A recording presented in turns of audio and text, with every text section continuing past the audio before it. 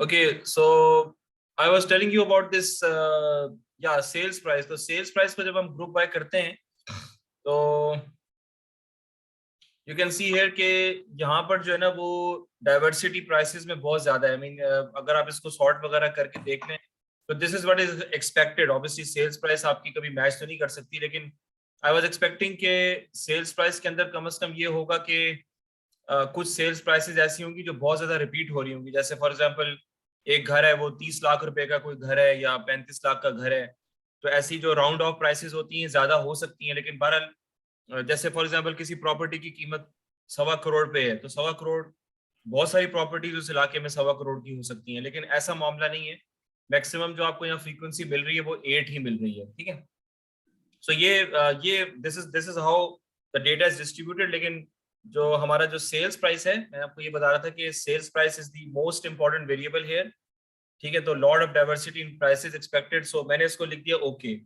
तो अब तरतीब यही हो रही है कि I am looking at the variables और मैं उसको ऐड करता जा रहा हूँ। ठीक है, अब सेल डेट के लिए मैंने क्या किया, सेल डेट के लिए मैंने बेसिकली यहाँ पर डायमेंशंस का एक टाइम का कॉलम बना लिया, हेडिंग बना ली। ठीक है, एक मैंने बना ली डायमेंशन नॉर्मल, एक मैंने बना लिया डायमेंशन टाइम, और एक मैंने बना लिया डायमेंशन लोकेशन। ठीक है, तो इस पे मैंने सेल डेट को इंसर्ट कर दिया। और इसके अलावा जो है ना वो जो नेक्स्ट नेक्स्ट जो हमारे पास है वो क्या, building class at time of sale. अब आप लोगों ने करना ये बेसिकली कि बिल्डिंग क्लास जो है ना वो हमारे पास दो हैं। एक तो मेरे पास है building class at time of sale, ठीक है, और दूसरा मेरे पास है बिल्डिंग क्लास एट प्रेजेंट। और इन दोनों की जो बिल्डिंग क्लास है वो सेम होनी चाहिए। तो अभी ये दोनों तो वेरिएबल्स अपनी जगह पे सही हैं। तो मैंने किया ये कि चूंकि these two variables seem to be similar to each other, building class at time of sale और बिल्डिंग क्लास एट प्रेजेंट, ये बाद में कहीं आएगा ये। ठीक है, तो मैंने एक बाद में किया कि मैंने बेसिकली इन दोनों का है ना एक एग्रीगेटेड ग्रुप बना दिया कि भाई जब मैंने इनका एनालिसिस करना है तो मैंने इनको इकट्ठे ही एनालिसिस करना है। मतलब क्योंकि एक में प्रेजेंट आ रहा है, एक में टाइम ऑफ सेल आ रहा है।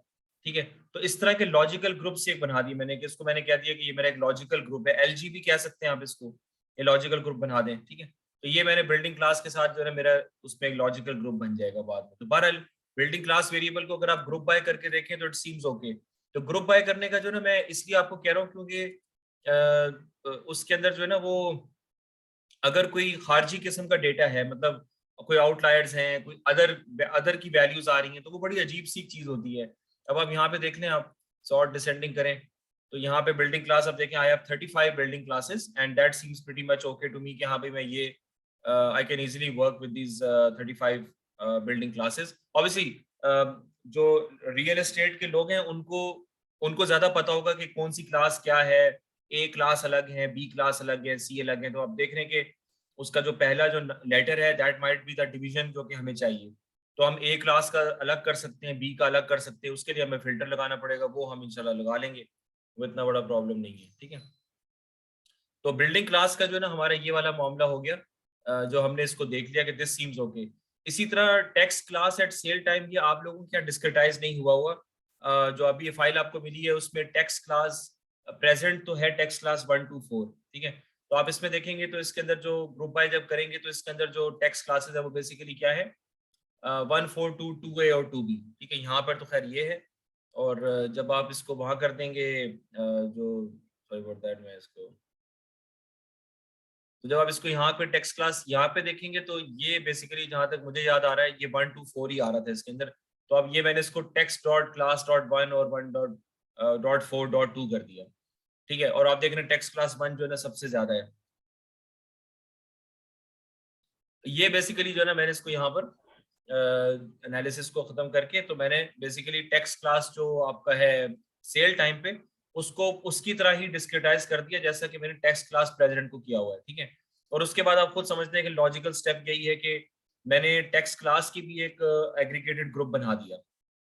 ठीक है, तो जब मैं बिल्डिंग क्लास को एनालाइज करूंगा प्रेजेंट को, तो मैं सेल टाइम को उसके साथ ही करूंगा एक ही चार्ट पे। इसी तरह जब मैं टेक्स्ट क्लास को करूंगा तो मैं टेक्स्ट क्लास एक ही चार्ट पे करूंगा। तो ये बेसिकली मेरा एक आप कह लें कि एनालिसिस का एक ब्लॉक बन गया है। ठीक है, this is one type of analysis जो कि मैं कर सकता हूँ। अब किसके क्रॉस करना है वो जाहिर सी बात है, वो केपीआईज होते हैं। ठीक है, तो बीआई में देखिए आप ये बात याद रखें कि बेसिकली बीआई क्या चीज है, केपीआईज का एनालिसिस करना, एनालिसिस ऑफ वन और more KPI across a single dimension. ठीक है, उससे आपको चीजें ना वाजे तौर पे समझ में आएंगी। लेकिन अगर आपने कहा कि जी मैं मल्टीपल केपीआईज डालता हूँ, आप डाल सकते हैं। आपने कहा कि जी मैं एक ही चार्ट में मल्टीपल डायमेंशंस डालता हूँ, आप बिल्कुल डाल सकते हैं, क्योंकि कुछ चार्ट्स ऐसे हैं जिसके अंदर आपको मल्टीपल डायमेंशंस चाहिए होंगी, लेकिन उन वो चार्ट्स उस रिजल्ट को बेसिकली अच्छे तरीके से डिमॉन्स्ट्रेट करके आपको आउटलायर्स निकालने के लिए हेल्प करेंगे। बहुत सारे ऐसे चार्ट्स हैं, जैसे बार चार्ट है, जिसमें अगर आप मल्टीपल पे जाना शुरू कर देंगे तो आपकी समझ में और दूसरे को समझाने में काफी ज्यादा परेशानी होगी। देयरफॉर बेस्ट यही चीज है कि एक चार्ट में बेसिकली एक डायमेंशन हो, और चलो मैक्सिमम हम कहते हैं कि दो आप केपीआईज कर लें, क्योंकि हमारे पास दो एक्सेस होते हैं, एक लेफ्ट वर्टिकल एक्सेस होता है, एक राइट वर्टिकल एक्सेस होता है। तो लेफ्ट वर्टिकल एक्सेस पे लेट से मैं कहता हूँ कि क्या मैं कहता हूँ कि सेल प्राइस, और राइट वर्टिकल एक्सिस पे कॉस्ट प्राइस, और जनाब एक्स एक्सिस के ऊपर मैं कह देता हूँ टाइम। ठीक है, तो एक्स एक्सिस पे टाइम है, लेफ्ट वाई एक्सिस के ऊपर सेलिंग प्राइस है, राइट वाई एक्सिस के ऊपर कॉस्ट प्राइस है। तो ये मैं बर्दाश्त कर सकता हूँ कि मैं आपस में दोनों को एक ही चार्ट पे कंपेयर कर लूँ। लेकिन it is not a good practice कि हम दो या तीन डायमेंशंस को एक ही चार्ट में इंसर्ट करने की कोशिश करें, वो आप उससे काफी कंफ्यूज हो जाएंगे और ज्यादा देर आप चल भी नहीं पाएंगे उसमें।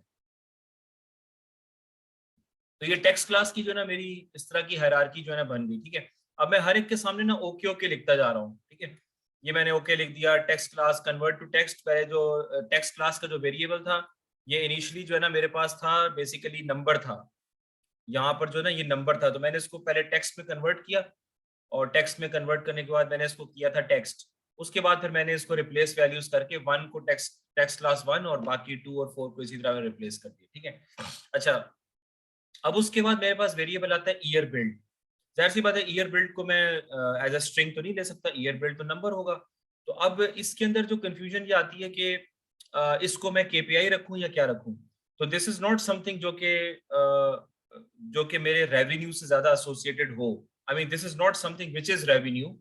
ठीक है, दिस इज समथिंग जिसके अक्रॉस मैं जो हूँ वो रेवेन्यू का एनालिसिस कर सकता हूँ कि भाई अगर मकान जो है वो 200 साल पहले बना था, तो उसका एवरेज रेवेन्यू उस टाइम के मकानों का क्या था। ठीक है, या मैं ये कर सकता हूँ कि मैं इस वेरिएबल को ना एक स्लाइसर के तौर के ऊपर इस्तेमाल कर सकता हूँ। देखिए, तो पावर बीआई में आपको पता चल ही गया होगा कि एक चीज होती है, उसको हम स्लाइसर कहते हैं। ठीक है, तो अगर मैं कहता हूँ कि ईयर बिल्ड का स्लाइसर बनाओ, तो ईयर बिल्ड में वो कहेगा लेट से कि पहला घर आपका 1800 में बना, और दूसरा घर आपका बना 2020 में। अब इसमें मैं स्लाइड करके मैं बता सकता हूँ कि लेट से लेटेस्ट घरों के अंदर मेरे चार्ट्स में क्या मामला चल रहा है, पुराने घरों के अंदर मेरे चार्ट्स में क्या मामला चल रहा है, इन्फ्लुएंसर्स होते हैं उसमें क्या मामला चल रहा है। तो this is something sort of a variable जिसको मैं एज अ डायमेंशन इस्तेमाल करना चाहूंगा, not as something which is a KPI. क्योंकि हमने पहले ये बात की थी कि जो भी न्यूमेरिकल वेरिएबल है वो it is liable to become a KPI. ठीक है, तो that is not the case in this case. तो ईयर बिल्ड का जो मैंने रखा था, ईयर बिल्ड का जो मैंने रखा, तो मैंने कहा कि ठीक है ओके कर दो इसको आप, लेकिन मैंने इसको डाला जो था वो मैंने डायमेंशंस में डाल दिया था, ऑल दो न्यूमेरिकल। ठीक है, तो अभी तक ये चीजें डिसीजन लिए हैं, और डायमेंशंस का हमने सेल डेट का डिसीजन लिया। ठीक है, तो ये हमारी एक बेसिकली चार्ट पूरा का पूरा बनता चला जा रहा है। अच्छा, उसके बाद जो है ना वो ईयर बिल्ड हो गया। अब बेसिकली मेरे पास आया gross square feet. Gross square feet को मैंने इस तरह जीएसएफ करके लिखा हुआ, आपके चार्ट में भी यही लिखा होगा। और इसके साथ था बेसिकली एक और था, I think land square feet था, एलएसएफ। ठीक है, तो मैंने ये थोड़ा सा एक सोच किया कि भाई मेरे नजदीक जो ग्रॉस स्क्वायर फीट है, ग्रॉस स्क्वायर फीट ये होता है, जैसे मैंने भी पढ़ा था थोड़ी देर पहले, कि जैसे पूरा घर है ना, तो आउटर बाउंड्री का पूरा वो चक्कर होता है। कुछ चीजें उसमें शामिल नहीं होती, जो जैसे अगर इसकी कोई पहली मंजिल है ऑब्वियसली उसका तो शामिल नहीं होता, लेकिन जो ग्राउंड फ्लोर का पूरा पैरामीटर है वो ग्रॉस स्क्वायर फीट के अंदर आता है। ठीक है, तो मैंने कहा कि भाई फिलहाल अभी हम, क्योंकि डाइवर्सिटी एनालिसिस में बहुत ज्यादा है, तो फिलहाल जो है ना हम इसको हम नहीं लेते, हम सिर्फ और सिर्फ एलएसएफ को छोड़ देते हैं फिलहाल, ग्रॉस स्क्वायर फीट के ऊपर ही गुजारा कर लेते हैं। ठीक है, और ऑब्वियसली ग्रॉस स्क्वायर फीट एक ऐसी चीज है जो कि मैं फिलहाल उसको अगर आप इसको थोड़ा सा सोचें तो मैं ये एज अ केपीआई मैं उसको रखना चाहता हूँ कि लेट्स से कि मैं ये देखना चाहता हूँ कि फलां बिल्डिंग क्लास के एवरेज ग्रॉस स्क्वायर फीट कितने हैं, ठीक है। तो उस हिसाब से मैं एरिया के हिसाब से मैं उसको डायमेंशन मैंने उसको केपीआई रखा है, लेकिन ग्रॉस स्क्वायर फीट ऐसी चीज है कि मैं उसको मैं डायमेंशन भी रख सकता हूँ।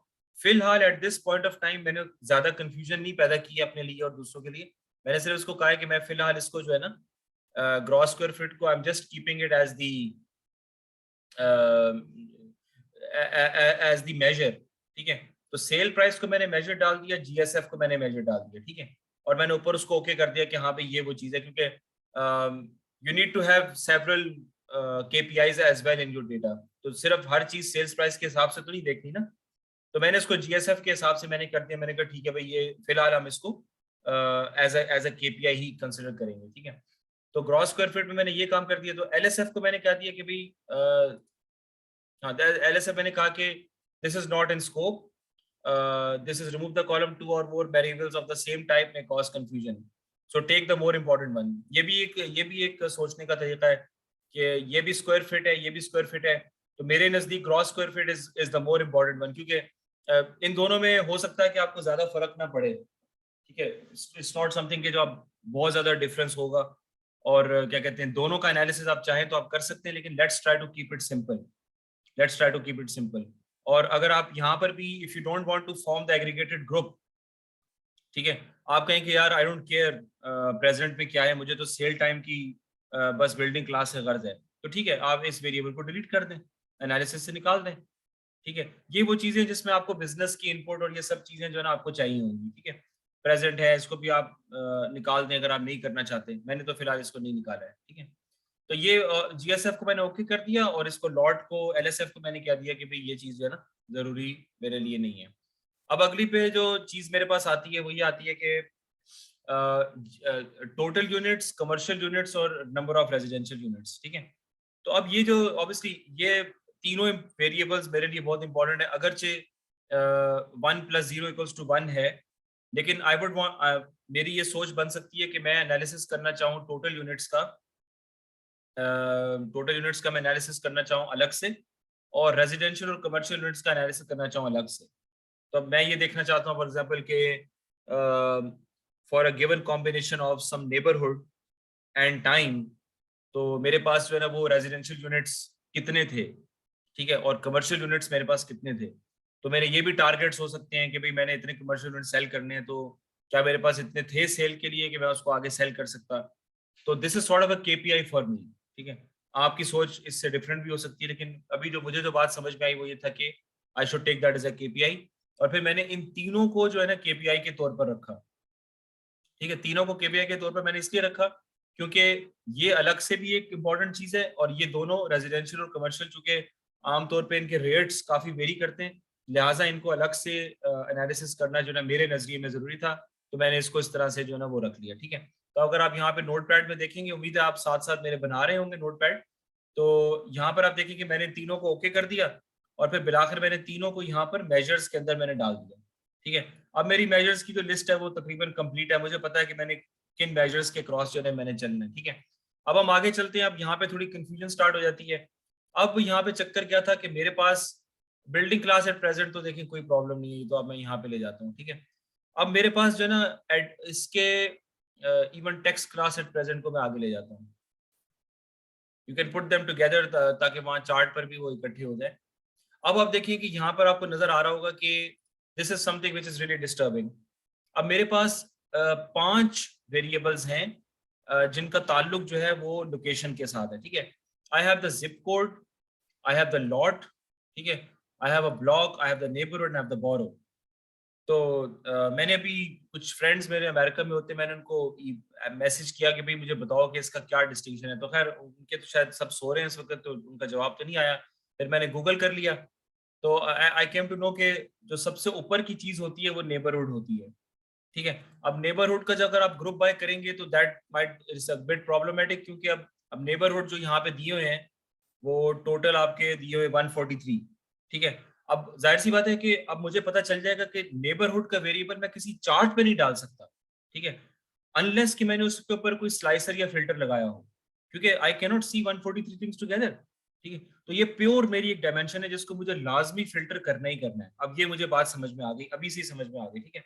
143, और मैं इनमें से कोई भी डिलीट नहीं कर सकता अभी, क्योंकि एनालिसिस में सारे कॉमन, अगर से आप देखें कि काउंट में आप देख लें, बट यू कैन सी कि आप उसका फ्रीक्वेंसी काउंट करके देख लें, तो ईस्ट न्यूयॉर्क, क्राउन हाइट्स, आप कह सकते हैं कि यार बस ऐसे करते हैं कि 4 तक बाउंड्री लगा देते हैं, ठीक है। लेकिन ये तो आपके अपने रिक्वायरमेंट से डिपेंड करता है ना कि आप क्या करना चाह रहे हैं, तो इसको हम इस तरह से नहीं सोच सकते।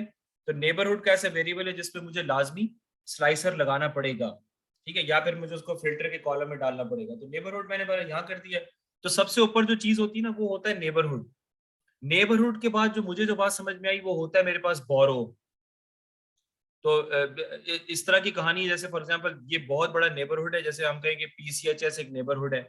अब पीसीएचएस के अंदर जो है ना वो लेट्स से कि 4 बोरोज बनी हुई हैं, सही है। तो अब यहाँ पे 5 है, तो मैं कहता हूँ कि B1 और B2, इसी तरह बोरो 3, ये बोरो 3 है और ये बोरो 4 है, ठीक है। उसके बाद बोरो के अंदर जो चीज है वो होती है ब्लॉक्स। तो अब ये मुख्तलिफ ब्लॉक्स, अब बोरो के अंदर ना मुख्तलिफ ब्लॉक्स है। तो मुझे जो बात समझ में आई ना सारा गूगल वगैरह पढ़ने के बाद, अब ये मुख्तलिफ इस तरह ब्लॉक्स होते हैं, और ब्लॉक्स के अंदर जो है लॉट्स होते हैं। तो लॉट में यहाँ पे लॉट वगैरह आ रहे हैं, सारे लॉट ये आ रहे हैं, ठीक है। अच्छा, बीच में आता है जिप कोड। तो जिप कोड तो मुझे जो समझ में आई बात वो मुझे ये था कि शायद नेबरहुड, मैंने एसोसिएशन करके देखा, शायद आप लोग मुझसे बेहतर निकाल पाए। नेबरहुड की एसोसिएशन कोई नहीं है जिप कोड से, बोरो की भी जिप कोड से कोई एसोसिएशन नहीं है, ना ही ब्लॉक की है ना ही लॉट की है, ठीक है। इसका मतलब ये है कि जिप जो है ना वो अपनी ही एक कैटेगरी बना रहा है। तो मैंने फिलहाल उसको किया ये कि शायद मैंने नेबरहुड के बाद ना, नेबरहुड के बाद मैंने जिप कोड डाला, जिप कोड के बाद मैंने बोरो डाला, मैंने शायद इस तरह का कोई काम किया, ठीक है। कि यानी तरतीब इस तरह होगी, एक पूरा मेरे पास नेबरहुड होगा। नेबरहुड नेबरहुड के अंदर ना मुख्तलिफ आपके पास होंगे, मेरा ख्याल में जिप कोड्स होंगे। लेट मी जस्ट एक मिनट है, मुझे चेक करने देना, मैं बता देता हूँ आप लोगों को।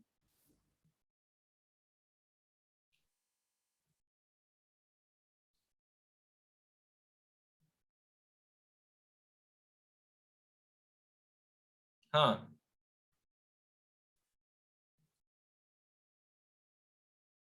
हाँ, तो ये मैंने जो काम किया ना मैं आपको बता रहा हूँ कि नेबरहुड के अंदर पहले मैंने जिप के हिसाब से तोड़ा है।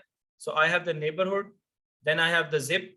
तो ये सारे जिप्स यहाँ पर आ गए, और जिप्स के अंदर फिर बोरोज हैं, बोरोज के अंदर ब्लॉक्स हैं, इसको मैं बीके कर देता हूँ, और ब्लॉक के अंदर फिर लॉट्स हैं, ठीक है। तो ये मुझे एक बड़ी जबरदस्त एक हायरार्की मिल गई। मैंने पता ना कि हायरार्की आप बना सकते हैं, तो अब ये मुझे हायरार्की मिल गई, क्योंकि हायरार्की का फायदा ये होगा कि मैं एक ही डायमेंशन के अंदर 5 मुख्तलिफ हिसाब से एनालिसिस कर लूंगा। तो I don't need to do a separate analysis for neighbourhood and zip and borough and block and the lot, क्योंकि वो सारे आपस में कोरिलेटेड है। भाई मैं नेबरहुड से स्टार्ट करता हूँ, इस पे मैंने फिल्टर लगाया हुआ है, ठीक है। उसके अंदर मेरे पास जिप कोड आता है, उस पर मैं फिल्टर लगा सकता हूँ कि भाई कौन सी जिप्स को मैं देखना चाह रहा हूँ।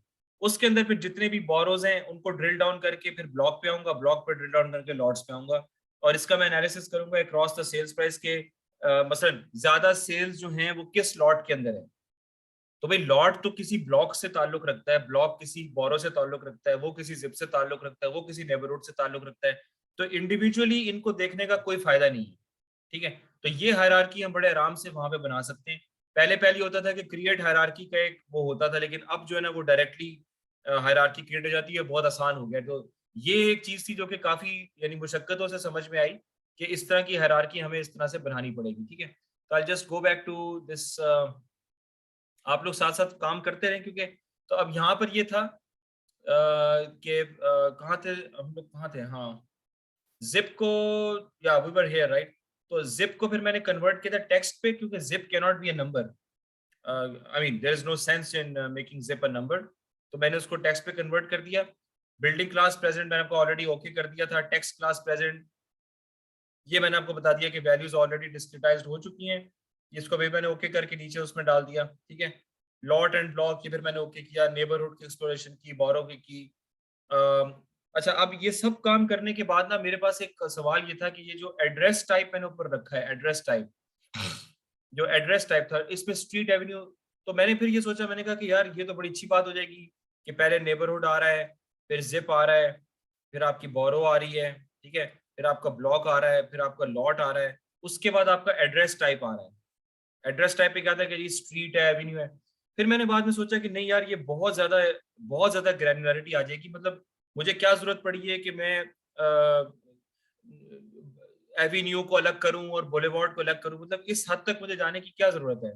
यहाँ तक जो है ना वो मुझे एनफ है ये जानने के लिए कि किन इलाकों में यानी महंगा सौदा बिक रहा है, किन में सस्ते मकान बिक रहे हैं, एक्सेट्रा एक्सेट्रा। यहाँ पर मुझे जो है ना वो ये जानने के लिए काफी है, ठीक है, कि ज्यादा सेल मुझे कहाँ से मिल रही है। तो अपार्टमेंट टाइप को फिर मैंने, सॉरी एड्रेस टाइप को जो है ना मैंने बाद में कहा कि भाई ये चीज मेरे काम की नहीं है, तो एड्रेस टाइप को फिर मैंने बाद में जो है ना डिलीट कर दिया। I mean why would I want to distinguish between street, boulevard etcetera, तो मैंने इसको जरा फिर रिमूव कर दिया। तो फिलहाल जो हमारे पास अभी आ रहा है, ठीक है, वो ये वाली अब हमारे पास सारी कहानी बिल्कुल फिल्टर्ड आ रहा है। आप लोग अभी इसको चेंज कर रहे हैं वो कर लें, आप देखेंगे अब जो डेटा इस फॉर्मेट में आया है कि ये अब मैं समझता हूँ कि इट इज कम्प्लीटली रेडी, कि हम इसमें से इस पे हमने इतना काम कर लिया है पाइथन के अंदर भी, और ट्रांसफॉर्मेशन भी हमने 2-3 दफा की, और अब हम हर चीज का जो इंटेंट है वो अच्छी तरह हम समझ गए, ठीक है, और हमने लिख भी लिया कि भाई इसमें ये था, वो था, इस तरह था, वो था। अच्छा, मिड टर्म के लिए मैं आपको बताऊंगा, मिड टर्म के लिए आपको बेसिकली हैंड्स ऑन मिलेगा, ठीक है। तो आपको असाइनमेंट आप लोगों ने जमा करा दिया है, अब बेसिकली मिड टर्म आपका परसों है, तो वो टेक अवे मिड टर्म होगा, आपको आने की जरूरत नहीं, मैं अभी कन्वे कर देता हूँ उनको कि मिड टर्म मैं कंडक्ट नहीं करा, वो इनका टेक अवे मिड टर्म है। मैं इनको ऑनलाइन इनका जो प्रैक्टिकल एक्टिविटी है मैं उसको as a mid term mark कर दूंगा। और जो है ना उसके अंदर मुझे स्टेप्स चाहिए होंगे, ये जितने भी हमने स्टेप्स किए ना, नॉट द स्टेप्स जो कि यहाँ पर हमने ये किए हैं, ये वाली चीज नहीं चाहिए मुझे, ठीक है। मुझे आपके जो आपकी पावर बीआई की फाइल चाहिए होगी, और जो आपने स्टेप्स किए वो मुझे एज ए नोट पैड के अंदर, आप एक टेक्स्ट फाइल के अंदर, कि ये किया क्यों किया, ये किया और क्यों किया, ये किया क्यों किया, पहले पाइथन के अंदर, उसके बाद फिर यहाँ ट्रांसफॉर्मेशन के अंदर, ठीक है। तो ये इस हद तक मैं आपको वो दूंगा, तो ये सारी एक्टिविटीज आपने करके देनी है अपनी लॉजिक के साथ। सही है, समझ में आ गई बात की? अभी तक कोई सवाल तो नहीं है? सर मैंने जब वो सर्च किया नेबरहुड और बोरो के बारे में, तो फिर तो वहां पे तो ये आ रहा है कि बोरो काफी बड़ा होता है, नेबरहुड छोटा होता है, उसके अंदर आता है। यार वो मैंने असल में ना न्यूयॉर्क, क्योंकि ये न्यूयॉर्क का है ना, तो न्यूयॉर्क के लिए फिर मैंने देखा था। सर लेकिन समझ में भी तो यही आ रहा है ना, क्योंकि बोरो यहाँ पे सिर्फ 5 है और नेबरहुड बहुत सारे हैं, तो यही समझ में आ रहा है कि बोरो के अंदर बहुत सारे नेबरहुड होंगे। हाँ, ये बात आपने अब मुझे इस बात का अंदाजा नहीं हुआ, ये I think you are right, I think यही होना चाहिए। आई विल ट्राई, अभी मैं चार्ट्स वगैरह भी चेंज कर लेता हूँ, ठीक है। ये सही है, यू आर राइट, मैं आई एग्री विद यू, मैं बिल्कुल सही, आप सही कह रहे हैं। तो ठीक है जी, यहाँ तक सही है तो सब। अभी क्या मेंशन किया था, आप रिपीट सॉरी, करिए। तो अभी क्या मेंशन किया था?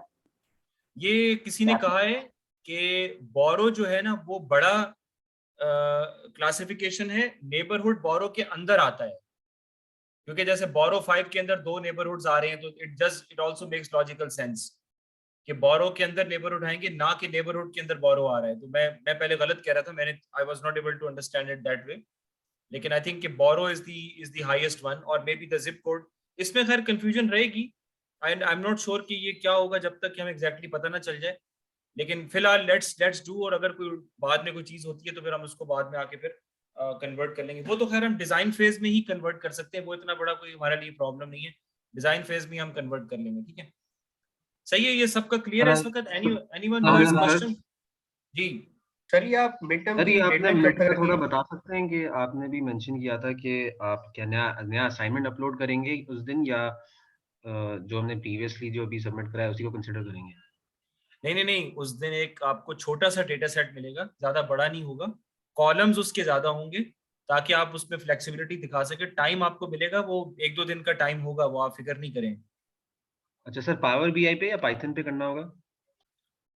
देखिए कुछ रैंगलिंग तो जैसे देखें हमने अभी 2-3 दफा किया है, पिछली क्लास में तो खैर कोई था भी नहीं, बहुत सिर्फ 4-5 स्टूडेंट्स आए थे। हमने ये बात की है कि रैंगलिंग में कुछ चीजें ऐसी हैं जिसमें आपको पाइथन की जरूरत पड़ सकती है, क्योंकि यहाँ पर आप उसकी जो डैक्स क्वेरीज लिखना आपके लिए इतना आसान नहीं होगा, क्योंकि we are not used to those DAX queries right now, ठीक है। तो कुछ चीजें ऐसी इसमें आपको पाइथन की जरूरत पड़ सकती है। बाकी अगर आप समझते हैं कि डेटा इतना सिंपल है कि पाइथन की जरूरत नहीं है, तो आप डायरेक्टली ट्रांसफॉर्मेशन पे आ जाएं, ठीक है। ये चक्कर है। तो अभी मोस्ट प्रॉब्ली फिर अभी यही होगा कि अभी मैंने असल में आपका प्रैक्टिकल एग्जाम लेना है, इस ट्रांसफॉर्मेशन का एग्जाम लेना है, प्रैक्टिकल उसको देखना है, और फिर उसके बाद जो बेसिक चार्ट्स बनाने होते हैं वो आज तो आपको थोड़े से सिखाने हैं, और फिर बाकी मिड टर्म के बाद जो हमारी एक हफ्ता और लगेगा तो उसमें हम पावर बीआई फिनिश करेंगे। ठीक है, इसमें तकरीबन 10 से 15 चार्ट्स हैं, तो 5-6 तो आज ही कर लेंगे। बाकी कुछ मेन चार्ट्स हैं जो बाकी रह जाएंगे, जैसे इन्फ्लुएंसर चार्ट है, केपीआईज वगैरह बनानी है, कुछ स्पेसिफिक ऐसे चार्ट्स हैं जिसमें आपको डेटा को क्रिएट करना पड़ता है, वो फिर आपको नेक्स्ट मंडे को ही करवा पाऊंगा, यानी एग्जाम के बाद वाला जो मंडे है। And then obviously will go to some other tool उसके उस हफ्ते के बाद। ठीक है, तो वेडनेसडे को एक और एक्सरसाइज करके फिर हम दूसरे पे चले जाएंगे। जी रिकॉर्डिंग शेयर कर दीजिएगा सर लास्ट। हाँ यार, वो रिकॉर्डिंग लास्ट की जो है ना वो उसमें रह गई है, मेरे क्लास में है, सॉरी मेरे ऑफिस रूम में, मैं कर दूंगा। अच्छा तो ठीक है। अच्छा अभी यहाँ तक क्लियर है भाई सबका? एक मिनट, चैट पे कौन?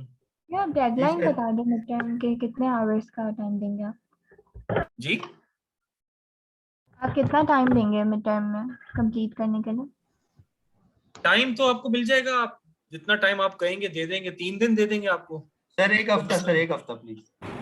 सर एक हफ्ता दे देते हैं। और भाई और एग्जाम भी है। हाँ, सर क्योंकि वो बाकी एग्जाम्स नहीं है ना।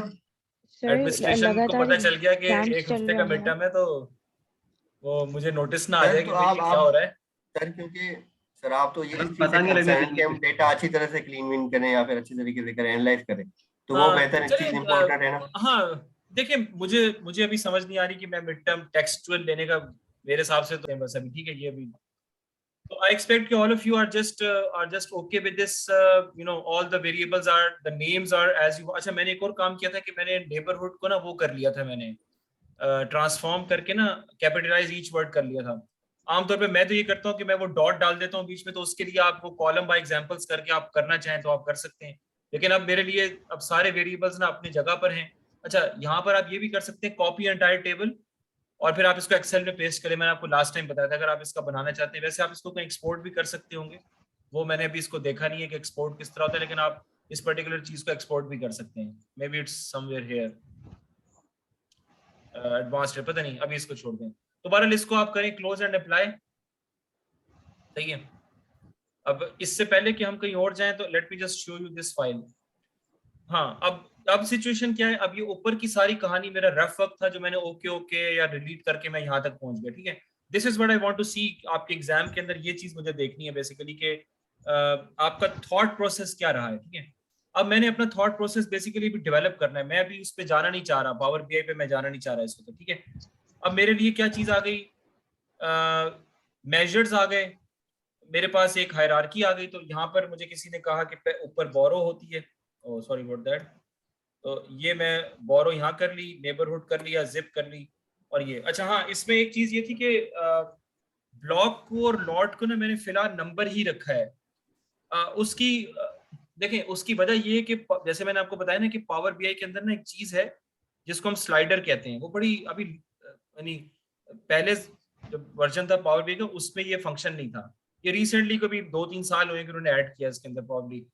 तो अब उसके अंदर अगर मेरे पास, आई नो के ब्लॉक्स बहुत सारे हैं, आई नो के लॉट्स भी बहुत सारे हैं, क्योंकि आप लोगों ने ग्रुप बाय करके देख लिया होगा, ब्लॉक्स काफी सारे हैं, लॉट्स बाकी बहुत सारे हैं। ठीक है, तो ये वो ऐसी चीजें जो मैं याद भी नहीं रख सकता ना। ठीक है, मैं आपको बताना ही चाह रहा हूँ कि ब्लॉक नंबर और लॉट नंबर ऐसी चीज है, मेरा काम ये है कि मैंने बेसिकली पैटर्न्स निकालने हैं सेल्स के, एनॉमलीज बेसिकली मैं निकालना चाह रहा हूँ। अब उन एनॉमलीज को निकालने के लिए मुझे लाजमी डायमेंशंस की जरूरत है। ठीक है, एक डायमेंशन जो मुझे समझ में आई, मैंने कहा कि जी सबसे पहले डायमेंशन जो मुझे समझ में आ रही है वो नेबरहुड है, क्योंकि मैं कभी भी सारे नेबरहुड्स को इकट्ठा एनालाइज नहीं करूंगा अनलेस कि मैं कोई एक ही फिगर बता रहा हूँ कि टोटल ओवरऑल मेरी sales, sale price, total overall sales मेरी कितनी रही। ठीक है, वो मैं बताना चाह रहा हूँ अक्रॉस ऑल दी नेबरहुड्स। ठीक है, एवरेज ग्रॉस स्क्वायर फीट मैंने कितना बेचा अक्रॉस ऑल दी नेबरहुड्स, टोटल कमर्शियल यूनिट्स कितने थे अक्रॉस ऑल दी नेबरहुड्स। ठीक है, ये कुछ चीजें ऐसी हैं जो कि मैं उसके डैशबोर्ड के ऊपर डालूंगा as the as the cards कहते हैं उनको, कि मैं कार्ड बना दूंगा भाई ये टोटल इतना था, ये टोटल इतना था, वो टोटल इतना था, ताकि मैं बेसिकली बता सकूं कि भाई मैं कितना अच्छा कर रहा हूँ। टोटल सेल्स बताना is always a good thing. ठीक है, तो ये वो उससे, लेकिन उसके अलावा जितना भी एनालिसिस है उसमें मुझे बेसिकली कहीं ना कहीं पे फिल्टर्स लगाने पड़ेंगे।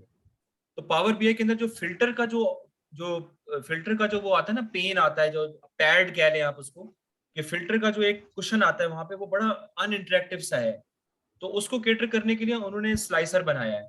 तो न्यूमेरिकल वैल्यूज का स्लाइसर ना, यूं आप आराम से यूं यूं करके स्लाइड कर सकते हैं। तो मेरे ये जहन में बात आ सकती है कि भाई ब्लॉक नंबर्स भी काफी सारे हैं, लॉट नंबर्स भी काफी सारे हैं, कोई भी बंदा उनको याद नहीं रख सकता, लेकिन आई कैन ट्राई आउट। अब जैसे मैं कहूँ कि मेरा लॉट नंबर वेरी कर रहा है 1 से लेके 1000 तक, ठीक है, अब मुझे कोई पैटर्न नहीं मिल रहा, अब मैं क्या करूंगा कि मैं यहाँ पे स्लाइडर आगे करूंगा, यहाँ से मैं स्लाइडर पीछे करूंगा, तो मे बी इस तरह ऊंच नीच करने से मुझे कोई पैटर्न नजर आ जाए। तो पता चला कि जी ब्लॉक और लॉट भी डायमेंशन ही है, अगरचे मैंने उसको हायरार्की का हिस्सा भी बनाया तो चार्ट पे तो आएगा वो, लेकिन मैं उसके अक्रॉस भी सर्च कर सकता हूँ बाय स्लाइडिंग द वैल्यूज, ठीक है। और यही चीज फिर मैं इसमें भी कर सकता हूँ, आप खुद समझ गए होंगे ईयर बिल्ड के ऊपर। ईयर बिल्ड का भी स्लाइसर हो सकता है। मैं कहूंगा कि भाई मैं अपने एनालिसिस को 3-4 हिस्सों में ब्रेक कर रहा हूँ। एक तो हिस्सा ये है कि भाई 1800 से लेके और 1900 तक। दूसरा हिस्सा क्या है कि जी 1900 and I finish at 2000, and the third one is, I start with 2001 and I finish at the present year.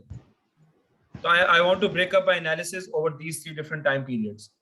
तो obviously मैं किस तरह करूंगा, मेरे पास एक स्लाइडर होगा जिसपे मैं पहले ये सेटिंग रखूंगा, सारे चार्ट्स को पढ़ूंगा, फिर ये सेटिंग रखूंगा, फिर ये सेटिंग रखूंगा, and then I will make the comparison के ओवर द डिफरेंट ईयर्स मेरे साथ ये चीज हो रही है, ठीक है। ये चीज ये मैं यानी करके देख सकता हूँ, ठीक है। तो अब जो है ना वो हाँ, ये मैं शुरू में ये भूल गया था, year, this is a very important variable वैसे, ठीक है। एक तो हमारे पास टाइम का वेरिएबल है, दूसरा ये ईयर बिल्ड का है। इनफैक्ट अब देखिए ना, यहाँ पर एक बड़ी अच्छी बात समझ में आ रही है, वो ये समझ में आ रही है कि टाइम हमारे पास बहुत ही कम इंफॉर्मेशन हमें दे रहा है, सिर्फ 3 दिन की इंफॉर्मेशन दे रहा है, लेकिन जो ईयर बिल्ड है, ईयर बिल्ड एक्चुअली हमारा जबरदस्त किस्म का टाइम का वेरिएबल है, यानी it is something which is really marvellous, कि मैं ईयर बिल्ड के क्रॉस में अपने सारे केपीआईज मॉनिटर कर सकता हूँ कि किस में टाइम पीरियड मेरे ऊपर थे, किसके नीचे थे। तो दैट इज आल्सो समथिंग जो मैं बना के देख सकता हूँ, ठीक है। तो ये बात मेरे ज़हन। अब काम ये होगा बेसिकली कि हम इसको ना लिखना शुरू करें, ये आपने स्ट्रेटेजी करी, ठीक है। तो अब ये सबसे पहले मैंने कहा कि मेरी स्ट्रेटेजी क्या है कि I want to develop the location hierarchy, ठीक है जी, मैंने बना दी, ऊपर ये मेरी लोकेशन हायरार्की बन गई है, I am done with that, ठीक है। मैंने इसकी सीक्वेंसिंग बना दी। फिर मैंने इसका एनालिटिकल ग्रुप बनाया, ये हम बना चुके हैं, इसका एनालिटिकल ग्रुप बनाया, ये हम बना चुके हैं। अब मैं एनालिसिस की तरफ आ रहा हूँ, ठीक है। अच्छा, अब मैंने कहा कि बिल्डिंग टाइप जो है, building type is something which is very important, कि ड्वेलिंग है या हाउस है या फिर विला है फॉर एग्जांपल। तो बिल्डिंग टाइप जो है ना वो बहुत इंपॉर्टेंट है। तो बिल्डिंग टाइप पे मैंने कहा कि should I make this part of this hierarchy और नॉट, ठीक है। तो मैंने वही बात मैंने सोची, मैंने कहा कि नहीं यार, बहुत ज्यादा वो गड़बड़ हो जाएगी। बिल्डिंग टाइप इज समथिंग कि आप उसको अलग से एनालिसिस करो, तो बिल्डिंग टाइप इज समथिंग जो कि हमें अलग से देखना होगा, ठीक है। अच्छा, अब आप ये बात याद रखिए, मैंने आपको बात बताई थी कि पावर बीआई के अंदर जो सबसे पहले हम चीजें यहाँ पे लिख लें, don't worry about this score cards. अब मैं यहाँ मैंने अभी लिखा नहीं है, लेकिन अब आप देखिए कि मैं फॉर एग्जाम्पल मैं अब लिखना शुरू करता हूँ कि अभी तक मैंने जितना एनालिसिस किया है तो उसमें मुझे क्या चीज समझ में आती है। पहली चीज जो मैंने, एक सेकंड, आई थिंक हमजा आपका माइक ऑन था तो सही है। तो पहली चीज जो मुझे समझ में आती है वो बाय डिफॉल्ट हम टाइम के क्रॉस अपनी चीजों के ट्रेंड्स देखें, ठीक है। तो मैं कहूंगा कि what are the temporal trends of my KPIs across sale date, and the similar question is के across the year build, year build भी तो टाइम वेरिएबल है ना, ठीक है। अब यहां से मुझे आप खुद सोचें कि अब हर क्वेश्चन के साथ मुझे मल्टीपल एनालिसिस मिल रहे हैं। अच्छा, केपीआईज मेरे लिए ज्यादा जरूरी कौन से हैं वो आप खुद सोच सकते हैं, सारे ही जरूरी हैं, ठीक है। 5 केपीआईज है मेरे, सेल प्राइस, जीएसएफ, टोटल और कमर्शियल और रेजिडेंशियल। अगर आप इन दोनों को चलो डिप्रायोरिटाइज कर भी दें तो चलो 3 तो कम से कम आपके पास हैं, तो बेहतर ये होगा कि भाई इन तीनों को आप इकट्ठे एनालिसिस करें। सबसे ज्यादा इंपॉर्टेंट मेरे पास सेल्स प्राइस है, तो पहली चीज तो हमारे पास ये हो गई, ठीक है। अब उसके बाद हम क्या करेंगे कि भाई डायमेंशन बाय डायमेंशन चलेंगे, ठीक है। अब हमारे पास क्या है, एक लोकेशन की डायमेंशन है, तो सिंपल एनालिसिस बन गया कि analyse KPIs across the location hierarchy। Location hierarchy cross जो है ना, मैं अपनी KPIs को एनालिसिस कर रहा हूँ, ठीक है।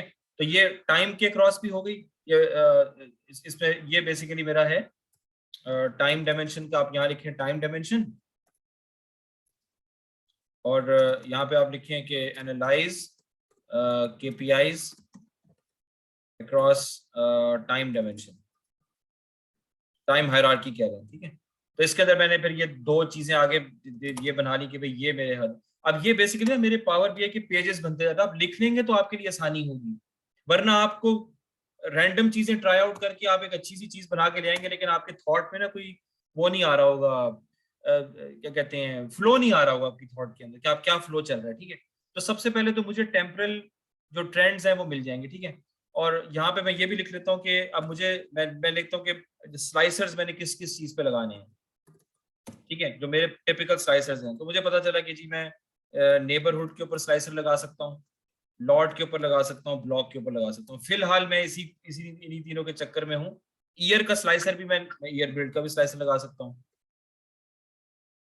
तो ये मेरे बेसिकली वो स्लाइसर्स हैं जो कि पुराने जमाने में वेयरहाउसिंग के अंदर इस्तेमाल होते थे, लेकिन अब ये जरा ज्यादा इंटरेक्टिव हो गए हैं, ठीक है। अच्छा, ये हो गया, लोकेशन हो गई। अब मेरे पास जो है वो नॉर्मल डायमेंशन का डेटा है,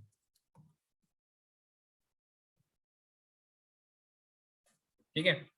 नॉर्मल डायमेंशन के अंदर मेरे पास क्या क्या चीजें आ रही हैं। अब देखिए मैंने इसके अंदर ना वो आउटलायर्स के मैंने सवालात नहीं लिखे। अब मसलन फॉर एग्जांपल के सेल डेट में टेम्पोरल ट्रेंड्स KPIs का क्या मतलब हो सकता है, सेल प्राइस में सेल्स प्राइस गिरी कब है, ठीक है। ईयर बिल्ड के हिसाब से मेरी सेल्स प्राइस कब गिरी है, और मेरे छोटे मकानात कब बिके हैं, बड़े मकानात कब बिके हैं, ठीक है। कमर्शियल यूनिट्स कब ज्यादा हुए हैं, कमर्शियल यूनिट्स कब कम हुए हैं। ये सारी ट्रेंड्स तो मुझे यहाँ से पता चल जाएंगे। जहां पे चीजें डिप आ रही हैं वहां से मैं इसको निकालने की कोशिश करूंगा कि क्या मामला चल रहा है, ठीक है। लोकेशन में भी एग्जैक्टली यही चीज है। द हायरार्की के ऊपर हायरार्की पे ऊपर नीचे जाने का मतलब ये होता है कि मैं एनॉमलीज को ढूंढूं, ठीक है। तो हमारे नजदीक एनॉमलीज फिलहाल ये है कि सेल्स प्राइस गिरी कब है, ये हमारा मेन क्वेश्चन ये है, ठीक है।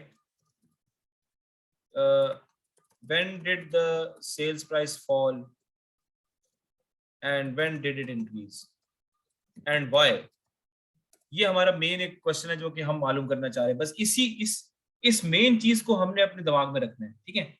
इसी चीज से ना आपके मल्टीपल क्वेश्चंस बनते चले जाएंगे, स्पेशली जब आप अपनी चार्टिंग शुरू करेंगे। तो अभी इतने ऑप्शंस आ गए चार्ट के कि हर चार्ट के ऊपर आपको ना कोई नई चीज मिल रही होती है। तो वो चीजें ना एक ट्रिकल डाउन करके ना चीजें चलती जाएंगी। तो किसी ना किसी जगह पे आपको जाके रुकना है कि जब आपको एनॉमलस पैटर्न मिल जाए आप वहां रुकना शुरू कर दें, ठीक है। अच्छा, अब नॉर्मल डायमेंशन में मेरे पास, अब देखिए कि ज्यादा लोकेशन हो गया, टाइम हो गया, नॉर्मल डायमेंशन में मेरे पास क्या चीजें आ रही थी। सो मैं ये चीज मैंने कवर कर ली, ये चीज कवर कर ली। नॉर्मल डायमेंशन मेरे पास आ रहा था बेसिकली दो एग्रीगेटेड ग्रुप्स बनाए थे मैंने। एड्रेस टाइप ऑब्वियसली मैंने डिलीट कर दिया था। बिल्डिंग टाइप ईयर बिल्ड जो है ना वो फिलहाल मैंने उसको डिफरेंट तरीके से इस्तेमाल कर लिया है। तो ये मेरे पास नॉर्मल डेटा है बिल्डिंग क्लास का, टेक्स्ट क्लास का और बिल्डिंग टाइप का, सही है। तो ये मैं अपनी नॉर्मल के अंदर मैं डाल सकता हूँ कि यहाँ पे मैं लिख सकता हूँ कि एनालाइज KPIs अक्रॉस, सबसे पहले तो बिल्डिंग टाइप्स, ठीक है। ये एक मेरे लिए बहुत जरूरत है, ठीक है। और उसके बाद फिर मैं लिख सकता हूँ कि analyse KPIs across building class, ठीक है। और फिर मैं यहाँ पे लिख सकता हूँ क्रॉस टेक्स्ट क्लास। अब आप थोड़ा सा सोचें कि मतलब मुझे मिलेगा क्या, यहाँ से मुझे क्या चीज मिल सकती है, कि किस क्लास के लिए सेल्स के डिप होए, किस क्लास के लिए सेल्स के ऊपर है। अब आप कहेंगे यार मैं बहुत ज्यादा ना मैं वो चल रहा हूँ, क्या कहते हैं, बड़ा बड़ा डिस्क्रीट चल रहा हूँ, एक एक चीज करके अलग अलग से देख रहा हूँ, इनको मैं कंबाइन कैसे कर सकता हूँ। फॉर एग्जाम्पल मैं कहूँ कि जी बिल्डिंग क्लास और टेक्स्ट क्लास को मैं कंबाइन करना चाहता हूँ, तो पावर BI में ऐसे चार्ट्स हैं कि आप कंबाइन करके चीजों को देख सकते हैं। वो फिर हमें बाद में जब हम चार्ट्स देखेंगे तो आपको पता चलेगा कि उन चार्ट्स का क्या बेनिफिट है, फिर आपको चार्ट्स को इस्तेमाल करना आ जाएगा। मसलन रिबन चार्ट है, वाटरफॉल चार्ट है, ठीक है, और आपका फनल चार्ट है, ये तीन हमारे मेन चार्ट्स हैं। फिर ट्री मैप है, ट्री मैप को हम किस तरह इस्तेमाल कर सकते हैं, उसके अंदर फिर आप मल्टीपल चीजें मिक्सअप करोगे। तो अभी हम जहां तक ह्यूमन थॉट पॉसिबल है वो हमने यहाँ पे लिखा है। पहले हम ये करेंगे कि हम पावर BI में इन चीजों को हम देखने की कोशिश करेंगे जो हमने फिलहाल लिखी है, उसके बाद फिर हम मजीद कॉम्प्लिकेटेड चीजों पे जाएंगे, ठीक है। अब मैं, और आप इस बारे में सोच सकते हैं कि अगर मुझे एनॉमलस पैटर्न इस एनालिसिस से सारे मिल जाए, तो मैंने सारा एनालिसिस यहाँ पे लिखा है, लेट्स से कि मुझे यहाँ से एनॉमलस पैटर्न्स मिल जाते हैं, तो जब एनॉमलस मिल जाते हैं तो अब व्हाट इज द एक्सपेक्टेशन, ये उसको आपने किस तरीके से लेके चलना है। तो पहले मेरा सिंगल एनालिसिस खत्म हो जाए, उसके बाद मैं उन एनॉमलीज को लेके मल्टीपल डायमेंशंस के क्रॉस एनालिसिस करके मजीद इंफॉर्मेशन मालूम कर सकता हूँ। तो ये मेरा थॉट प्रोसेस होना चाहिए कि start from the very simple things, उनसे जो एनॉमलीज मिले उस पर आगे आहिस्ता आहिस्ता आहिस्ता आहिस्ता अपना एनालिसिस को मजीद ड्रिल डाउन करते चले जाएं। उसके लिए आपको नए नए चार्ट्स चाहिए, वो नए नए चार्ट्स आपको पावर बीआई में बहुत सारे मिल जाएंगे, वो आप उसमें करते चले जाएंगे करते चले जाएंगे करते चले जाएंगे, ठीक है। और फिर in the end you have to stop somewhere, ठीक है। सो नाउ अभी तक कोई सवाल तो नहीं है किसी का? सर हम इसकी जी। एग्जांपल करेंगे कि एक स्पेसिफिक आउटलायर हमें मिला तो हमने किस तरीके से ड्रिल डाउन किया उसने मुख्तलिफ चार्ट्स यूज करके। हाँ, ये एग्जांपल अभी देखें, मैं आपको सिर्फ बना के ही दिखा सकता हूँ, ये एग्जांपल इस तरह नहीं मिलेगी, ठीक है। अच्छा, अब आप लोग अब अपना पावर बीआई खोल लें, ये मैंने तो बना लिया है, आप लोगों को अभी बनाना होगा ये, ठीक है। अब मैं आपको थोड़ा सा बता देता हूँ कि यहाँ कहानी क्या चल रही है। तो यह आई टोल्ड यू कि ये हमारा basically this one is the visualisation pane. यहाँ पे वो सारे आपके पास वो आ रहे हैं, क्या कहते हैं, चार्ट्स आ रहे हैं। अच्छा, एक चीज यहाँ पे ये है कि ये देखें, get more visuals. Get more visuals में आप जब गेट मोर विजुअल्स करेंगे तो इसके अंदर ना यो प्रॉब्ली ये चीज आपको शेयर नहीं हो रही होगी, नजर आ रहे हैं ये? तो आप देख रहे हैं कि जी सर हाँ, अब आप देखें कि इसमें बहुत सारी चीजें आपके पास आ गई हैं। टाइमलाइन बॉक्स, यानी जब मैंने लास्ट टाइम इस्तेमाल किया था तो टाइमलाइन बॉक्स मुझे नहीं याद आता है कोई चीज थी। Merged bar chart, I don't remember कि ये क्या था, ये नोवा सिल्वा ने भेजा है, ठीक है। प्रोसेस माइनिंग, ये हमारे अभी काम की चीज। ओह अच्छा, इसका मतलब है कि ये भी फिर हम करके देख सकते हैं, if this is free. Process mining अच्छी चीज होती है। ड्रिल डाउन डोनट, ठीक है। शिकलेट स्लाइसर, ये तो मुझे नहीं समझ में आ रहा कि ये क्या चीज है। वर्ड क्लाउड अगर आपने बनाना है, वर्ड क्लाउड का देखिए आपके पास वो है। टाइमलाइन स्लाइसर, अभी फिलहाल टाइमलाइन स्लाइसर हम, आप चाहें तो ये जरा ज्यादा इंटरेक्टिव होगा, लेकिन हमारे पास वो मौजूद है। टॉर्नेडो चार्ट, ये अभी हम ऐड कर लेंगे, अभी फिलहाल नहीं ऐड करें, आप अभी बेसिक चीजें देख लेते हैं। गैंट चार्ट आप चला सकते हैं, histogram, it could be important. Radar chart, ये इंपॉर्टेंट है। टाइमलाइन चार्ट, टॉर्नेडो चार्ट हो गया, रेडार चार्ट हो गया, डोनट चार्ट हो गया, ठीक है। ये गॉजेस भी बना सकते हैं, फिलहाल मैंने ये गॉजेस नहीं बनाए, मैं सिंपल काम किया है। ओ सैंकी, ये तो जबरदस्त चार्ट है, ठीक है। ये हम इंशाल्लाह ताला उसके बाद करेंगे, अभी इसको फिलहाल रहने दें। सनबर्स्ट हो गया, ये सारे इंपॉर्टेंट बता रहा हूँ मैं आपको, जो हम ऑलरेडी इस्तेमाल कर चुके हैं। ये तो बॉक्स प्लॉट है, ये तो कोई इतना बड़ा मसला नहीं, आप दिखाना चाहें तो आप बना लें। Map box visual, I don't know. Tachometer, ये वही गॉज की तरह है, आप गॉज दिखाना चाहें आप दिखा लें। अब देखें ना, टैकोमीटर के ऊपर ना आपको बेसिकली वो करना पड़ता है, you have to define the red yellow green ranges. जब वो रेंज डिफाइन हो जाती है तो अगला जो केपीआई वो खुद ही उस रेंज पे मैप कर जाता है कि वो येलो में लाई कर रहा है, ग्रीन में लाई कर रहा है, रेड में लाई कर रहा है, ठीक है। Animated bar chart, hierarchy slicer भी हो सकता है, इतना ज्यादा जरूरत नहीं है। This is also an important chart, ये मैं आपको सब करवाऊंगा इंशाल्लाह, आप इसकी फिक्र नहीं करें, हम एक भी चीज नहीं छोड़ेंगे। हमें जरा डेटा थोड़ा सा जरा वो टेक्निकल चाहिए होगा। I think that's pretty much है, ठीक है। बस ये ऊपर के हैं, तो फिलहाल आप इसको भी फिलहाल बंद कर दें, ये इट्स नॉट बहुत ज्यादा वो फिर हो जाएगा। मैं आपको बता देता हूँ, देखें पहली चीज जो हमने कहा कि जी टेम्पोरल ट्रेंड्स पे आपने देखना है, ठीक है। ये जो चीज है ये बेसिकली ये वाला चार्ट है, जो कि this is called a card, the very simple card जो मैंने रखा है फिलहाल, ठीक है। मल्टी रो कार्ड भी हो सकता है, केपीआई अलग से बना सकते हैं, लेकिन बेहतर ये है कि आप वो जो गॉज आता है ना, टैकोमीटर वगैरह, वो गॉज आप इस्तेमाल करें तो वो ज्यादा आपके लिए ज्यादा मुफीद चीज होगी, ठीक है। अब ये मैंने किया ये कि इसकी सेटिंग वगैरह जो है वो सारी यहाँ पर है, ये इसकी सेटिंग है, ठीक है। इसमें दो किस्म की सेटिंग्स आ रही हैं, विजुअल है और जनरल है। जनरल के अंदर इफेक्ट्स के अंदर बैकग्राउंड कलर आता है, ठीक है। और टाइटल वगैरह अब मैंने टाइटल को फिलहाल ऑन कर दिया, टाइटल इसका ऊपर आएगा नहीं टाइटल ना, वो इसका टाइटल नजर नहीं आ रहा था। प्रॉपर्टीज की कोई जरूरत नहीं। विजुअल के अंदर आप देख रहे हैं कॉल आउट वैल्यू जो नजर आ रही है, उसकी उसकी प्रॉपर्टीज ये, और कैटेगरी लेबल आपकी मर्जी है, ऑन कर लें ऑफ कर लें आपकी मर्जी है। तो ये बाय डिफॉल्ट जो है ना टोटल सेल्स आपको दिखा रहा है, ठीक है। बाय डिफॉल्ट आपको टोटल सेल्स दिखा रहा है। अब यहाँ पे देखिए आप, जस्ट लुक हियर, यहाँ पे मैंने इसको यहाँ पे मैंने सेल्स प्राइस किया हुआ है, तो आप चाहें तो आप इसको करके कि कौन सा हो, एवरेज सेल्स प्राइस भी कर सकते हैं, ठीक है। लेकिन एवरेज तो किसी के अक्रॉस होती है ना, तो सबके क्रॉस कर लें तो, लेकिन फिलहाल सेल्स प्राइस तो ये है कि जो टोटली दिखाई जाए तो बेहतर है। ठीक है, सही है, समझ में आ गई बात की। अच्छा, इसका जो कलर कॉम्बिनेशन है ना, वो मैं आपको एक चीज बता दूं जरा थोड़ा सा, ये आप कंट्रास्टिंग कलर्स की आपको कुछ वेबसाइट्स मिल जाएंगी कि जो जिसमें आप eye catching colour combination, 3 contrasting colours, ये इस तरह के जो है ना वो आपको वेबसाइट्स मिल जाएंगी जिसमें आप ये बता सकते हो कि कंट्रास्टिंग क्या है, रेड के क्रॉस कौन सा है, वो उसके क्रॉस कौन सा है। ये वेबसाइट एक अच्छी है कलर कंट्रास्ट वाली। ये है low contrast colours versus the high contrast colours. तो ये कॉम्बिनेशंस पे सिलेक्ट करने में आपके जो है ना आपको हेल्प होगी कि किसको किसके ऊपर रखना है। देखें ना ये सारे कितने खूबसूरत लग रहे हैं। For example this one looks pretty good, ये भी आप मॉडल इस्तेमाल कर सकते हैं। ठीक है, मैंने तो फिलहाल ये सब आप लोगों के काम है, मैं तो आपको सिर्फ एक बेसिक गाइडेंस अभी फिलहाल देना चाह रहा हूँ। मैंने किया ये कि मैंने यहाँ पे ना कलर्स जो रेड येलो ग्रीन है, रेड येलो ग्रीन जो है ना वो आपका स्पेसिफाई कर रहा है कि कौन से आपके KPIs अच्छे जा रहे हैं, कौन से बुरे जा रहे हैं, कौन से एवरेज जा रहे हैं, कौन से खतरे में जा रहे हैं। ठीक है, तो मेरे नजदीक इतनी सेल्स प्राइस होना और GSF का जो gross square feet average across all the rows, average gross square feet मेरा कितना आ रहा है, दैट इज ये क्या हो रहा है भाई, ये कौन मार्क कर रहे हैं? सर ये एनोटेशन ऑफ कर दें आप, वरना एनिमेशन। सर वो गलती से Annotation, किसी sir. का हाथ लग गया होगा, एनोटेशन ऑफ कर दें।